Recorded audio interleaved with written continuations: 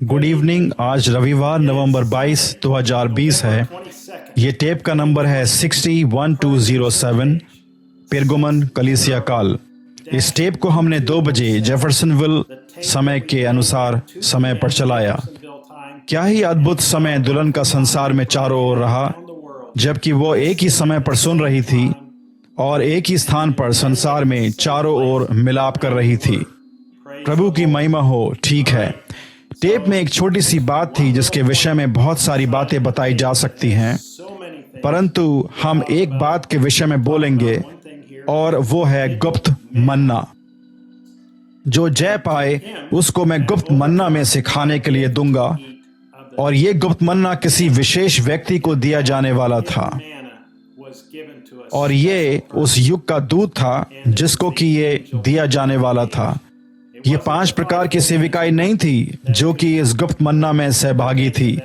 जिस प्रकार से पुराने नियम में था कि गुप्त मन्ना उस परम पवित्र स्थान में रखा गया था, और एक और रोटी थी जो कि सभा खा सकती थी, परंतु आज मसीह की दुल्हन उस गुप्त मन्ना में से खा रही होगी, और ये वे लोग होंगे जो कि अब जय पा रहे हैं।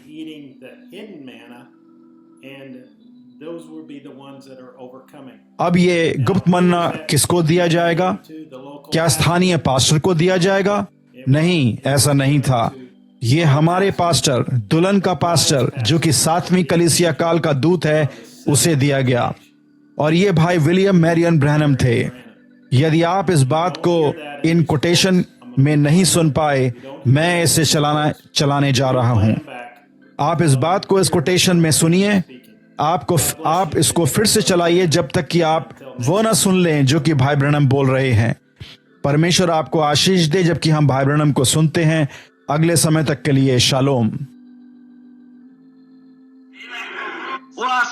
अच्छा, मैंने प्रचार किया, उसी सुसमाचार को प्रचार किया, और लाखों आवाजें गूंज उठी और बोली, हम उसी पर विश्राम कर रहे हैं। समझे? विश्राम कर रहे हैं। आप ऐसी स्थिति में हैं। अतः परमेश्वर का दूत, उस कलीसिया का सुसमाचार दूत ही उत्तरदायी है। यदि वो वचन का प्रचार नहीं करता है, ये बिल्कुल सच है। गुप्त मन्ना देखिए।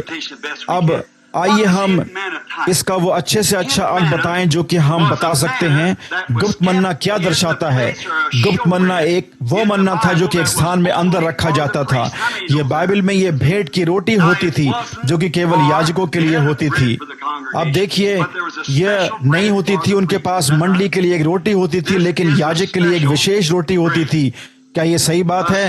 ये गुप्त मन्ना एक विशेष रोटी होती है। ये एक विशेष रोटी है। ये क्या है? हमारा मन्ना कौन है? मसीह। ये बिल्कुल ठीक बात है। संत यूहन्ना के 6 अध्याय से 48 से 50 तक के पद में यीशु ने कहा था, जीवन की रोटी मैं ही हूं जो परमेश्वर के पास से स्वर्ग से आई है। यदि आप इसे लिख रहे हैं तो आप इसे लिख लें, वही मन्ना है। ठीक है, ये गुप्त मन्ना क्या है? ये वो मन्ना है जो कि सारी मंडली को नहीं दिया जाता है। प्रकाशन, वचन का प्रकाशन तो कलीसिया के दूत पर ही उड़ेला जाता है। उस काल के लिए वचन का प्रकाशन तो केवल उस काल के सुसमाचार दूत को ही दिया जाता है, क्योंकि यह सब जगह से छिपा रहता है, और ये गुप्त मन्ना उस कलीसिया के दूत पर ही प्रकट किया जाता है। समझे? क्या आप इसे समझ गए हैं? मसीह क्या है? ये इसका थोड़ा और बड़ा प्रकाशन होता है। हो सकता है कि शायद थोड़ी और उच्च बुलाहट होती हो। ये क्या विशेष है?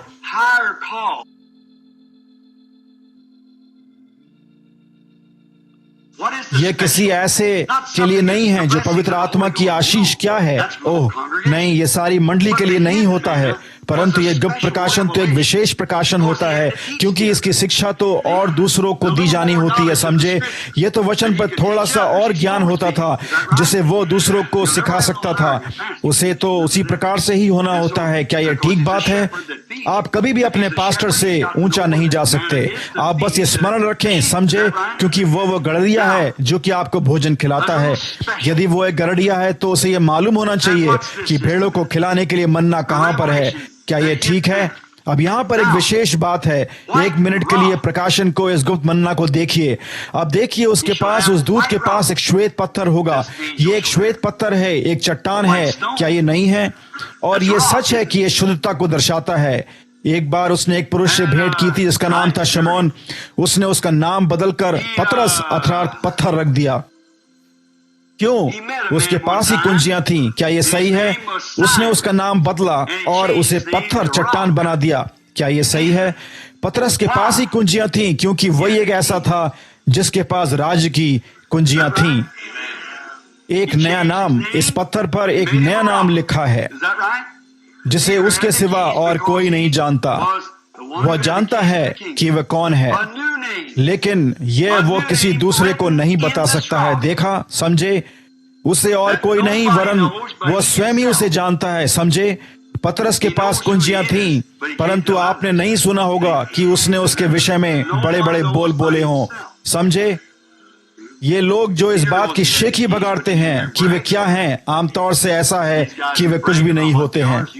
एक श्वेत पत्थर, उस पर एक नया नाम है। उसका अपना नाम नहीं वरन किसी दूसरे का नाम होता है जिसे उसके सिवा और कोई नहीं जानता। जिसके पास वह पत्थर है उसके पास वो नाम भी है। समझे? देखिए, स्मरण रखिए, ये कलीसिया को खिलाए जाने के लिए एक विशेष मन्ना होता है। अब स्मरण रखिए, जब इस कलीसिया के साथ ऐसा घटित हुआ तो ठीक यही वो युग था, ठीक यही वो समय था जब वो प्रकट हुआ था। निकोलाइयों ने स्वयं अपने आप को, अपनी कलीसिया के लिए एक प्रधान को, एक पोप को अपने प्रधान ठहरा लिया था और उन्होंने उसके पांव तले, उसके नीचे एक श्वेत वेदी दे दी थी, संगमरमर की एक वेदी दे दी थी। क्या यह ठीक है? और उसे उन मोतियों से और इसी प्रकार की दूसरी और चीजों से जड़ दिया था और उसके लिए बहुमूल्य थी।